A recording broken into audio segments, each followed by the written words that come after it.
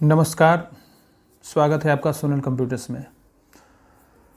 दोस्तों, आज मैं जो वीडियो बनाने जा रहा हूँ, यानी मैं इस वीडियो में जिस बात पे चर्चा कर रहा हूँ वो आपके ईपीएफ पैसे से रिलेटेड है। मतलब आपका जो प्रोविडेंट फंड कटता है आपके खाते में से, तो उसके बारे में हम आज बात करेंगे। ख़ास करके मेरे को बहुत सारा कमेंट आ रहा है कि मतलब जो विशिष्ट शिक्षक बने हैं, पहले नियोजित शिक्षक थे और सक्षमता पास आउट होकर के वो विशिष्ट शिक्षक का दर्जा पाए हैं, और अभी अभी हाल ही में उन्होंने प्राण के लिए रजिस्ट्रेशन करवाया है। अभी हालांकि किसी का प्राण जनरेट नहीं हुआ है, विभागीय कार्रवाई उस पर चल रही है। तो उन्होंने प्राण जनरेट करवाया है और मेरे को बहुत सारे प्रश्न आ रहे हैं उनके द्वारा कि सर ईपीएफ के पैसे का क्या करना चाहिए। जो हमारा ईपीएफ का पैसा सितंबर 2020 से कट रहा है, तो उसका क्या करना चाहिए। हालांकि ये प्रश्न बहुत प्रासंगिक भी है आज के दौर में। अभी जो आप प्राण जनरेट कराने जा रहे हैं, आपका ईपीएफ का पैसा क्या होगा, तो ये प्रश्न आपके मन में उठना जो है लाजमी है।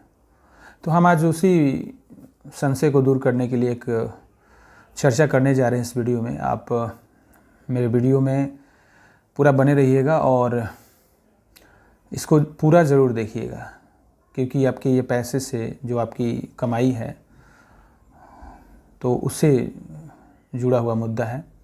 तो आप इसको पूरा देखिएगा और हम आपसे रिक्वेस्ट करेंगे कि अगर गलती से उन व्यक्ति के पास ये वीडियो चला गया, यानी देख लिया आपने, लेकिन आपसे जुड़े किसी व्यक्ति को इस वीडियो की ज़रूरत है, तो आप काइंडली उनको शेयर भी कर देंगे।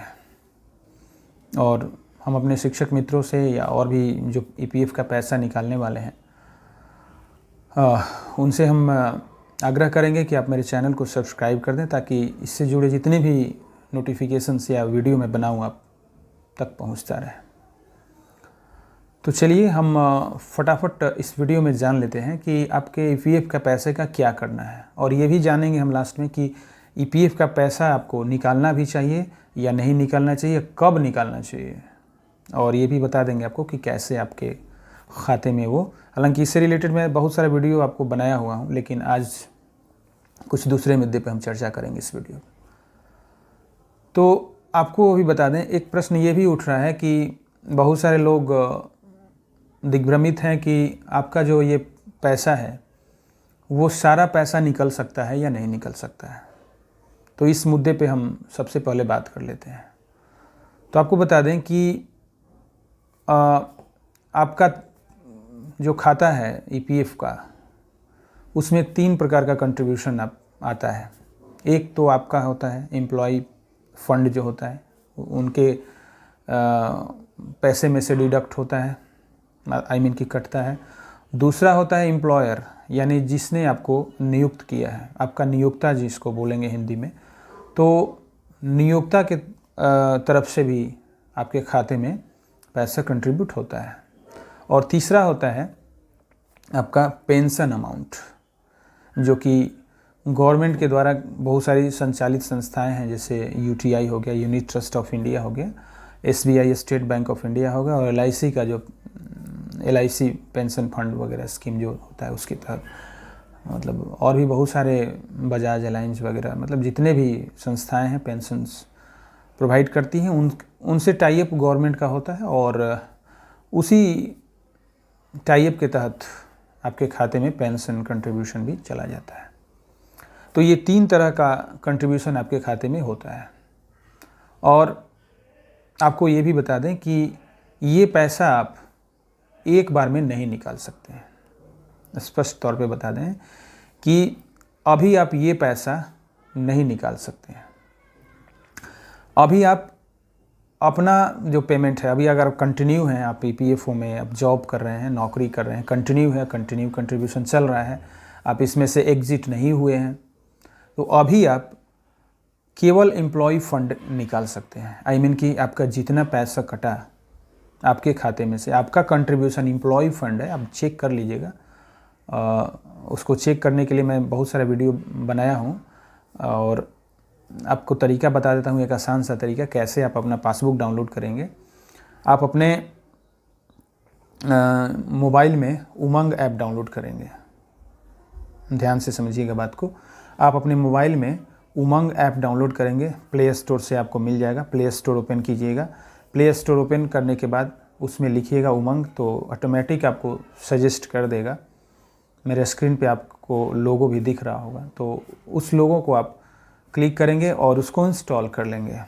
इंस्टॉलेशन करने के बाद आप उसमें अपना EPFO नंबर, जो आपका UAN नंबर होता है, ठीक है, UAN नंबर जो होता है, तो उसको जो है आप उसमें डाल करके आप अपना मोबाइल नंबर डाल करके पंजीकृत हो जाइएगा। और पंजीकृत होने के बाद आप लॉगिन करेंगे तो आप निश्चित तौर पे आप अपने पासबुक को देख सकेंगे। तो आप उमंग ऐप को पहले डाउनलोड कर लीजिए, और अगर आपको परेशानी होगी तो आप मेरे को कमेंट कीजिएगा, मैं उस पर भी एक वीडियो बना दूंगा, ठीक है। तो आप पासबुक के थ्रू आप अपना एम्प्लॉय फ़ंड देख सकते हैं। अभी आप कंटिन्यू हैं, खास करके विशिष्ट शिक्षकों के लिए बता दें कि अभी आप सिर्फ आप एम्प्लॉय फ़ंड ही निकाल पाएंगे। वो पैसा आपको सब कुछ मिल जाएगा, उसमें आपको कुछ भी करने की ज़रूरत नहीं है।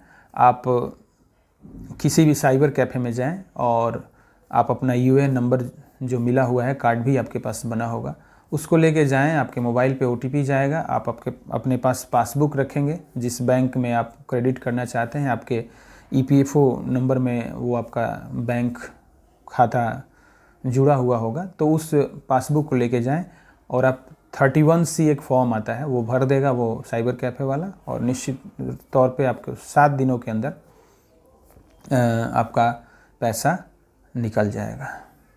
दूसरा बात है कि जो एम्प्लॉयर फ़ंड है वो कब आपका निकलेगा। तो आपको बता दें कि अभी आपका प्रान जनरेशन हो रहा है, प्रान जनरेट हो जाएगा, आप इसमें से एग्जिट कर जाइएगा जब आपका NPS कटने लगेगा। मतलब आपका नेशनल पेंशन स्कीम के तहत जब आपका कंट्रीब्यूशन कंटिन्यू हो जाएगा तो ये खाता स्वतः बंद हो जाएगा, EPFO। बहुत सारे लोगों ने पूछा है कि सर EPFO खाते को बंद कराना है, तो आपके चाहने से बंद नहीं होगा, ठीक है। आपके चाहने से आपका EPFO खाता बंद नहीं होगा। जैसे ही आप ये NPS में के दायरे में आप आ जाएंगे, ये स्वतः आप यहाँ से एग्ज़िट हो जाएंगे। और जब आप एग्ज़िट हो जाएंगे, डेट ऑफ एग्ज़िट आपका दिखाएगा। आप देखिएगा तो आपके प्रोफाइल में आपका अभी डेट ऑफ ज्वाइनिंग दिखा रहा है, यानी DOG दिखा रहा है। तो DOJ से नहीं है, मतलब आपका DOE जब दिखाने लगेगा, डेट ऑफ एग्ज़िट जब दिखाने लगेगा, तो डेट ऑफ एग्ज़िट के बाद 2 महीने के बाद आप एम्प्लॉयर फ़ंड निकाल सकते हैं, ठीक है। आप एम्प्लॉयर फ़ंड जो है 2 महीने के बाद आसानी से निकाल सकते हैं। लेकिन अभी आपको कोई बोल दे कि सर ये भी निकल जाएगा, तो सवाल ही पैदा नहीं होता है ना, क्योंकि आप देखिएगा आपके प्रोफाइल में 31C के अलावा कोई फॉर्म ही नहीं शो करेगा। आपको बता दें कि आपका एम्प्लॉय फ़ंड निकलता है 31C के तहत, यानी PF एडवांस जिसको बोलते हैं। उसके बाद 19 फॉर्म होता है, वो निकलता है आपका एम्प्लॉयर फ़ंड। और 10C जब आपका पेंशन स्कीम निकालने की बात आएगी तो 10C फॉर्म अप्लाई करना पड़ता है। तो अभी आपके प्रोफाइल में 31C के अलावा जितने भी विशिष्ट शिक्षक हैं, तो उनके खाते में आप देखिएगा, EPFO के खाते में जो पोर्टल है उस पर लॉगिन करिएगा तो आप खुद से देख सकते हैं, या साइबर कैफ़े वाला को बोलेंगे तो आपको दिखा देगा वो कि 31C यानी PF एडवांस के अलावा आपके खाते में कोई फॉर्म एप्लीकेबल है ही नहीं, तो कैसे आप निकाल पाइएगा। बहुत सारे लोग बोलते हैं कि निकल जाएगा, तो कहने से नहीं होता है, आप खुद से चेक कीजिए। अब रही बात पेंशन अमाउंट की, तो ये पैसा आपको अभी नहीं मिलेगा। विशिष्ट शिक्षकों के मामले में ये पैसा अभी आपको नहीं मिलेगा। ये पैसा आपको 10 साल जो है, 9 साल 6 महीने, लमसम 10 साल आप जॉब कर लेंगे तब जा कर के ये पैसा मिलेगा। और वो भी एक पेंशन स्कीम है। हो सकता है कि EPFO आपको महीने का कुछ दे करके इसको दे, मतलब एक पेंशन के रूप में आपको प्रोवाइड करे। एक बार में ये पैसा आपको मुश्किल है, ठीक है। तो देखिएगा वो 10C के तहत, अगर वो तो बाद की चीज़ है, लेकिन अभी तो आपको जो है एम्प्लॉय फ़ंड के अलावा कोई फ़ंड मिलने नहीं जा रहा है। ध्यान रखिए, किसी के बहकावे में आने की ज़रूरत नहीं है, कोई उपाय नहीं है, आपका कोई उपाय है ही नहीं, क्योंकि सब पोर्टल पे ही क्लेम होता है। आपका जो पेमेंट है वो पोर्टल के थ्रू ही क्लेम होकर के आपके खाते में क्रेडिट होता है 7 से 15 दिनों के अंदर में। लेकिन एक मूल चीज़ बताएंगे आपको कि हम आपसे आग्रह करेंगे, जितने भी विशिष्ट शिक्षक हैं, अगर आपको ज़रूरत नहीं है, अगर आपको कंपलसरी है कि मतलब anyhow I have to withdraw my payment, तो उसमें तो कोई बात ही नहीं है। लेकिन अगर आपको नीड नहीं है उस टाइप का, तो अभी आप पैसा ना निकालें, मेरा रिक्वेस्ट आपसे है। आप पैसा निकालें 31 मार्च 2025 के बाद, क्योंकि एक ह्यूज अमाउंट आपके खाते में, मतलब आई मीन कि ह्यूज क्या कहिए उसको, मतलब 5 से 8 हज़ार के रूप में आपके खाते में इंटरेस्ट क्रेडिट होने वाला है। तो आपसे हम आग्रह करेंगे कि 31 मार्च 2025 के बाद आप कभी भी आप अपना कोई भी पैसा विथड्रॉ कर सकते हैं।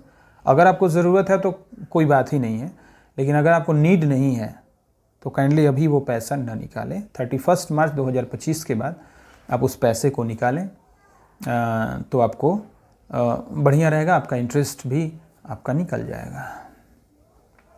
तो उम्मीद करता हूँ कि, और एक चीज़ और आपको बता दें कि पीएफ का जो पैसा होता है वो किसी के खाते में क्रेडिट नहीं होता है, वो आपके खाते में स्वयं क्रेडिट होता है।